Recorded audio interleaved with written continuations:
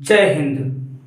Hello दोस्तों, आप सभी का स्वागत है एसटीडी मैथ आईक्यू चैनल पर। दोस्तों, आज हम बात करेंगे मैथ के क्लास में इंडियन आर्मी 2021 का जो एग्जाम हुआ था भागलपुर, धनबाद और शिलांग के गणित के जो प्रश्न आए थे 2021 में, तो उसी 15 प्रश्न के बारे में चर्चा करेंगे। तो आइए चलते हैं प्रश्न की ओर। परंतु उससे पहले अगर आप इस चैनल पर पहली बार आए हैं दोस्तों, तो प्लीज चैनल को सब्सक्राइब कर दीजिए, लाइक कर दीजिए, शेयर कर दीजिए, कमेंट कर दीजिए। ठीक दोस्तों, आइए चलते हैं पहले प्रश्न की ओर। तो दोस्तों, स्क्रीन पर देखिएगा पहला प्रश्न क्या कह रहा है। एक नाव धारा के अनुकूल 9 किलोमीटर की दूरी तय करने में 2 घंटे और धारा के प्रतिकूल समान दूरी तय करने में 6 घंटे का समय लेती है। स्थिर पानी में क्रमशः नाव की गति और धारा की गति किलोमीटर प्रति घंटा में ज्ञात कीजिए। दोस्तों, हमें यह पता है, अगर नाव की बात कहेगा तो जिस दिशा में धारा बह रही है, अगर उसी दिशा में नाव भी बहेगा तो इसका जो चाल होगा वो क्या हो जाएगा, जुड़ेगा। और जिस दिशा में धारा बह रही है उसके विपरीत दिशा में अगर नाव जा रही है तो चाल का होगा, घटेगा। ठीक दोस्तों, तो इसका सूत्र हो जाता है धारा की दिशा में नाव की गति, इसका सूत्र हो जाता है a प्लस बी किलोमीटर प्रति घंटा। ए क्या है, शांत जल में नाव की चाल है, बी क्या है, धारा की चाल है। तो आइए देखते हैं क्या कर रहा है। धारा के अनुकूल, अनुकूल का मतलब होता है धारा की दिशा में। तो इसका दिया कितना, दूरी दिया है इसका 9 किलोमीटर और इसका समय कितना दिया है, 2 घंटे, बराबर यह a प्लस बी। तो इसका भाग करेंगे इसमें, एक आ जाएगा 4.5 a प्लस बी का मान। ठीक दोस्तों, अब कह रहा है और 2 घंटे धारा के प्रतिकूल समान दूरी तय करने में। तो धारा की प्रतिकूल का मतलब धारा की विपरीत दिशा में, तो धारा की विपरीत दिशा में जो सूत्र होता है, धारा की विपरीत दिशा में, धारा की विपरीत दिशा में नाव की गति का सूत्र हो जाएगा a माइनस बी किलोमीटर प्रति घंटा। तो a का मान क्या दिया है, दूरी वही है आपका 9 किलोमीटर और जो समय दिया है वो कितना दिया है आपका, 6 घंटा दिया है, बराबर a माइनस बी। तो दोस्तों ये हो जाएगा 2 3 6, ये 3 त्रिका 9, इसका इसमें भाग करेंगे तो कितना आ जाएगा दोस्तों, इसका भाग करेंगे तो 1.5 आ जाएगा a माइनस बी का। तो दोस्तों हमें पता है कि जो a होता है ये शांत जल में नाव का वेग होता है और जो b होता है धारा का वेग होता है। तो दोस्तों, तो शांत जल में नाव का वेग और धारा का वेग का मान पूछा है तो क्या होगा दोस्तों। आइए अब हम देखते हैं a प्लस बी का मान कितना दिया है। a प्लस बी का मान 4.5 दिया है और a माइनस बी का मान का दिया है, ये दिया है 1.5। आइए इन दोनों को जोड़ते हैं, ये प्लस ये माइनस कैंसिल, एक आ जाएगा 2a बराबर ये 5 5 10 हो जाएगा, ये दशमलव 4 1 5 हासिल 6, दशमलव के बाद जीरो का वैल्यू नहीं होता इसलिए 6 हो जाएगा। तो 2 का 2 2 3 6, तो a का मान का होगा 3 किलोमीटर प्रति घंटा। तो ये का है जी, शांत जल में नाव का वेग है। ठीक, अब इसी a का मान हम चाहे इसमें रखेंगे, इसमें रख देते हैं। तो a का मान अगर हम 3 रखेंगे प्लस b बराबर दिया 4.5, इसको पंचांतर करेंगे 4.5 माइनस 3.0, तो b बराबर का हो जाएगा, ये 5 हो जाएगा, यह 1.5 किलोमीटर प्रति घंटा, ये आपका आंसर हो जाएगा। ठीक दोस्तों, तो शांत जल में नाव की चाल का मान आया 3 किलोमीटर प्रति घंटा और धारा का वेग आया 1.5 किलोमीटर प्रति घंटा। ठीक दोस्तों, आइए चलते हैं अगले प्रश्न की ओर। अगला प्रश्न क्या कह रहा है।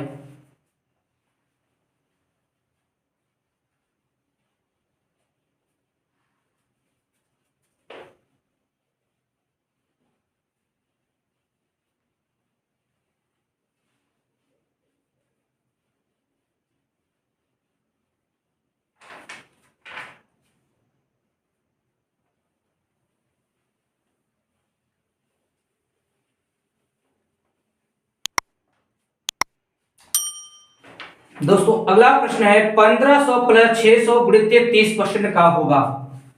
1500 प्लस 600 इंटू 30% का होगा।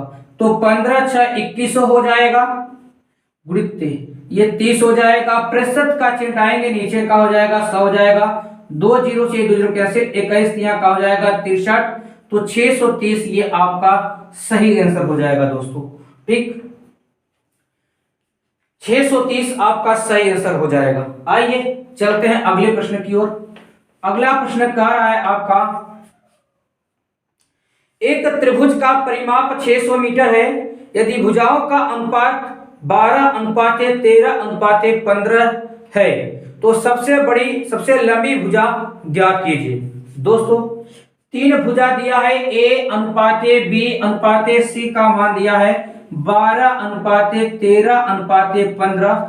जब ये अनुपात के रूप में होता है दोस्तों, ये रियल वैल्यू नहीं होता, इसमें रियल लाने के लिए अति संख्या x का गुणा करते हैं, तो ये 12x हो जाएगा, ये 13x हो जाएगा और ये 15x हो जाएगा। इन्हीं तीनों का मान कितना दिया, 600 दिया है, तो ये हो जाएगा A plus B plus C बराबर कितना दिया है दोस्तों, 600 दिया है। तो A का मान 12x, इसका मान 13x, इसका मान 15x बराबर हो जाएगा 600।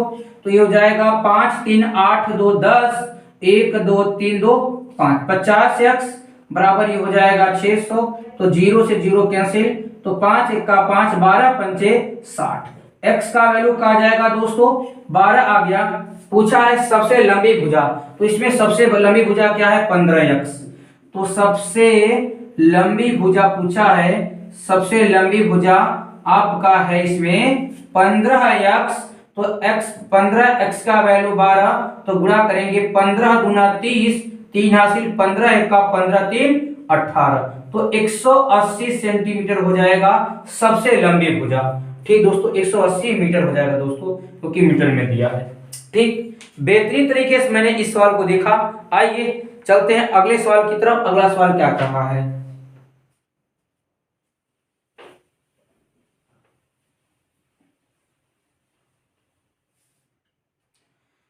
अगला सवाल है, एक व्यक्ति 300 आमों को 400 आमों के क्रय मूल्य पर बेचता है, उसका लाभ प्रतिशत क्या होगा। तो दोस्तों कह रहा है एक व्यक्ति 320 आमों को, तो मतलब ये कह रहा है क्रय मूल्य कितना दिया है, 320 आम दिया है और 400 आमों के विक्रय क्रय मूल्य पर बेचता है, तो इसका मतलब विक्रय मूल्य मेरा कितना दिया है दोस्तों, 400 दिया है। तो जब लाभ परसेंटेज पूछ रहा है, तो लाभ परसेंटेज के लिए सूत्र होता है हमारे पास क्या, विक्रय मूल्य माइनस क्रय मूल्य का बटा क्रय मूल्य होता है गुणित 100। ये हो जाएगा, विक्रय मूल्य दिया है मेरे पास 400 और क्रय मूल्य दिया है 320 और बटे का हो जाएगा ये 320 गुणित 300। ठीक दोस्तों, एक जीरो से एक जीरो ये कैंसिल और ये 5 दूनी 10, ये 16 गुना 32। दोस्तों 400 में से 320 घटाएंगे तो हो जाएगा ये 80 बटे का 16 गुणित 5, तो 16 का 16 16 पंचे 80 गुणा करेंगे तो ये कितना हो जाएगा दोस्तों, 25% आपका ये रिजल्ट हो जाएगा। बेहतरीन सवाल, अच्छा सवाल। ठीक दोस्तों, आइए चलते हैं अगले प्रश्न की ओर। अगला प्रश्न क्या कह रहा है,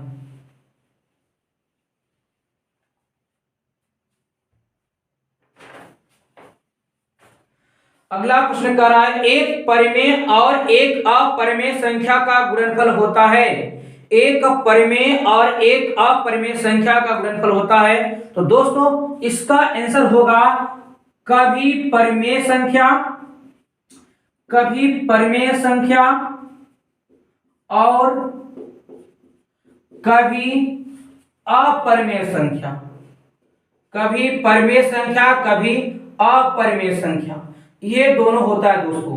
क्योंकि अगर हमें इसकी उत्तर की जांच करनी है दोस्तों, अगर हम परिमेय संख्या लेते हैं 2 और अपरिमेय संख्या लेते हैं कड़ी में 2, तो इसका गुणा करेंगे तो 2 कड़ी में 2 आ जाएगा, जो कि यह क्या है, एक अपरिमेय संख्या है। और हमें लेना है परमेय संख्या, तो 0 का होता है परमेय संख्या और मान लीजिए कड़ी में 3 होता है। तो दोस्तों इसका गुणा करेंगे 0 आ जाएगा। तो ये मेरा अपरमेय हुआ, ये मेरा क्या हुआ, परमेय हुआ। तो कह रहा एक परमेय और एक अपरमेय संख्या का गुणनफल होता है, तो इसका सही जवाब हो जाएगा कभी परमेय और कभी अपरमेय संख्या। ठीक, ये सवाल एग्जाम में पूछा गया है। तो आइए चलते हैं अगले प्रश्न की ओर। अगला प्रश्न क्या कह रहा है?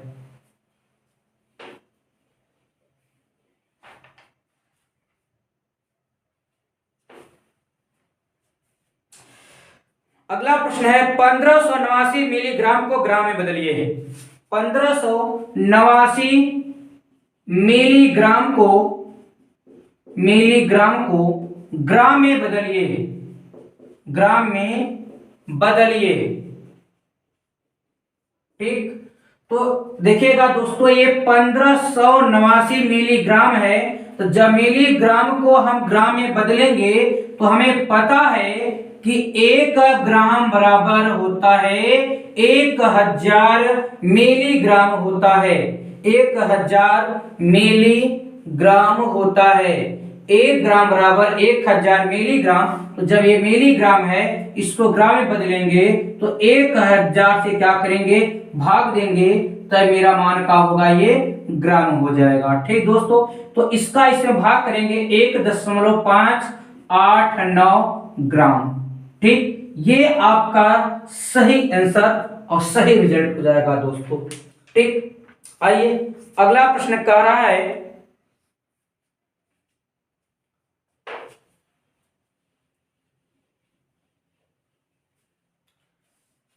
अगला प्रश्न है यदि एक घटना नहीं घटती तो उसकी प्रायिकता क्या होती है? यदि एक घटना नहीं घटती है तो उसकी प्रायिकता क्या होती है? तो इसकी प्रायिकता हो जाएगी 0। जब कोई घटना नहीं घटेगा तो इसकी प्रायिकता क्या हो जाएगी, 0 हो जाएगी। ठीक दोस्तों, आइए अगले प्रश्न की ओर चलते हैं। अगला प्रश्न क्या कह रहा है? अगला प्रश्न बहुत ही बेहतरीन प्रश्न है, जैसा कि एग्जाम में पूछता है। कह रहा है एक बल्लेबाज अपनी 12वीं पारी में 63 रन बनाता है, जिससे उसके औसत रन में 2 की वृद्धि होती है। 12वीं पारी के बाद उसका औसत क्या है? तो दोस्तों, तो इस प्रश्न का जो हमारे पास जो सूत्र होगा, औसत बराबर होता है R प्लस माइनस आई इंटू डी, कोष्टक में n-1। दोस्तों जो R है ये रन है, I क्या है, वृद्धि है। जब वृद्धि की बात कहेगा चिन्ह माइनस लगाते हैं औसत के क्रिकेट पर आधारित वाले प्रश्न में। और जब जो D है कमी है, और कमी जब कहेगा तो चिन्ह लगाएंगे प्लस। n का मतलब है पारी, तो पारी ये जिस पारी वो रन बनाया होगा वही मतलब पारी की मान आएगा जी। तो दोस्तों कह रहा है एक बल्लेबाज अपनी 12वीं पारी में 63 रन बनाता है, जिससे उसके औसत रन में 2 की वृद्धि होती। तो -2 और क्या कर रहा है, 12वीं पारी में बना रहा है। तो 12 - 1 हो जाएगा 11, तो हो जाएगा 63 माइनस का 11 गुना 22। तो इसको घटा देंगे 1, ये 4, तो जो मेरा औसत आएगा निकलकर वो 41 आ जाएगा। ठीक दोस्तों, अच्छा सवाल, बेहतरीन सवाल। ठीक, आइए चलते हैं अगले प्रश्न की ओर। अगला प्रश्न क्या कर रहा है उसको देखते हैं।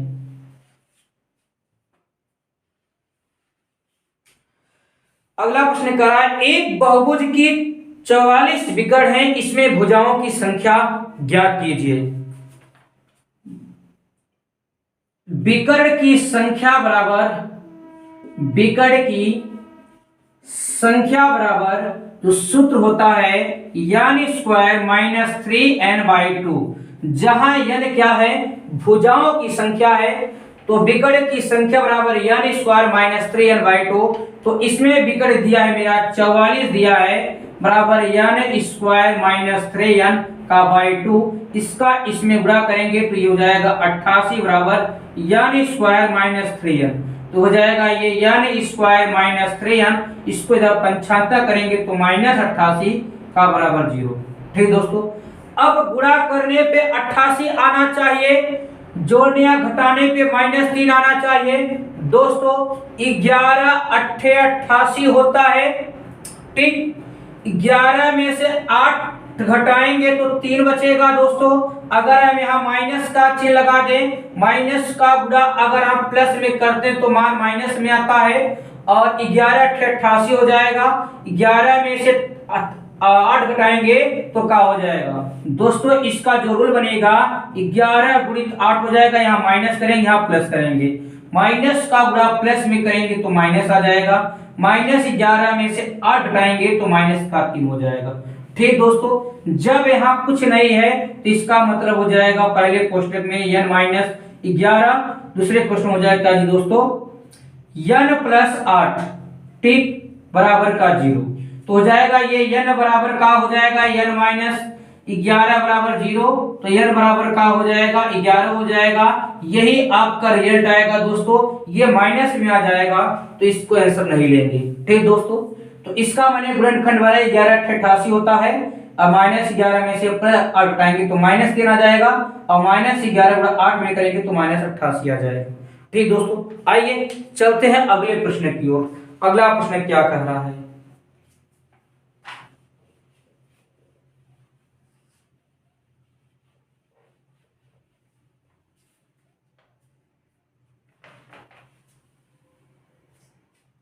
अगला प्रश्न कह रहा है दो संख्याओं का अंतर 2 है और उनके वर्गों का अंतर 28 है, संख्याओं का योग क्या होगा?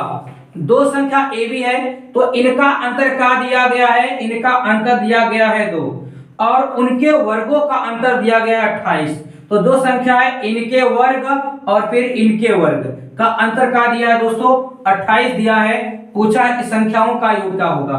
दोस्तों हमें यह पता है कि ए स्क्वायर माइनस बी स्क्वायर का सूत्र होता है ए माइनस बी और क्या होता है ए प्लस बी।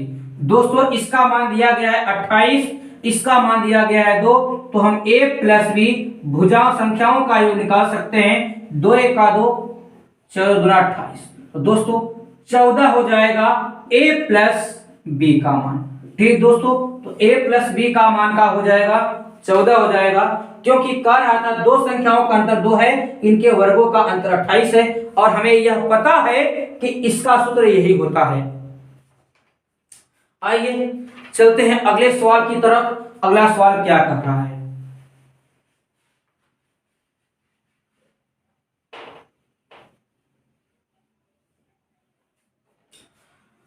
दोस्तों अगला सवाल है ए और बी एक काम को क्रमशः 10 दिनों में और 15 दिनों में पूरा कर सकते हैं।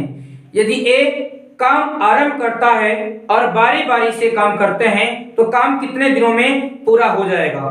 ठीक दोस्तों, तो बारी बारी पर आधारित प्रश्न है, गजब का सवाल है, बिल्कुल आसान है। ठीक दोस्तों देखिएगा, कह रहा है ए का मान का दिया है 10 दिन और बी का मान का दिया है 15 दिन। ठीक, ए का मान 10 दिन, बी का मान 15 दिन, तो इसका 10 और 15 का लसर का होगा 30 हो जाएगा। इसका इसमें भाग करेंगे 3 बार जाएगा, इसका इसमें भाग करेंगे 2 बार जाएगा, 15 दूना 30। दोस्तों जब बारी बारी से काम करेंगे तो इसका मतलब यह है ये एक दिन में 3 यूनिट कार्य करता है और जो बी है एक दिन में 2 यूनिट कार्य करता है। तो आइए देखते हैं ए का एक दिन में कितने यूनिट कार्य करेगा? 3 यूनिट कार्य करेगा। और जो बी होगा ये भी एक दिन में क्या होगा दोस्तों? 2 यूनिट कार्य करेगा।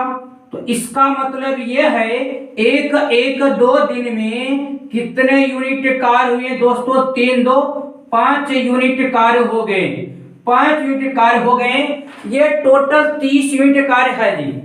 ए का मान 10, बी का मान 15, दोनों का लसल ये 30 आ गया। इसका भाग ये इसमें 3 बार गया, इसका इसमें भाग ये 2 बार गया। तो इसका मतलब यह है कि ए एक दिन में 3 यूनिट कार्य करता है और बी एक दिन में 2 यूनिट कार्य करता है। तो एक का होगा 2 दिन में 3 2 5 यूनिट हो गया। तो दोस्तों देखिएगा बोर्ड पे जो ये 5 यूनिट है हम यहाँ पर क्या करेंगे, जो ये 30 यूनिट है इसके बराबर लाने की कोशिश करेंगे यहाँ पे। ठीक दोस्तों, तो कितनी संख्या से गुणा करेंगे? तो इसमें जब हम 6 से गुणा करेंगे तो ये 6 पंचे 30 यूनिट हो जाएगा, तो इधर भी तो 6 से गुणा करेंगे दोस्तों, तो 6 दूनी 12 दिन में का हुआ 6 पंचे 30 यूनिट जब कार्य हो गया, तब वही पूछा था कि 30 यूनिट जो आया है तो ये पूरा कार्य हुआ होना था, तो 30 यूनिट कार्य करने को लगा जो मेरा समय है वो कहा जाएगा 12 दिन हो जाएगा। ठीक दोस्तों, तो ये मेरा था राइट आंसर। तो दोस्तों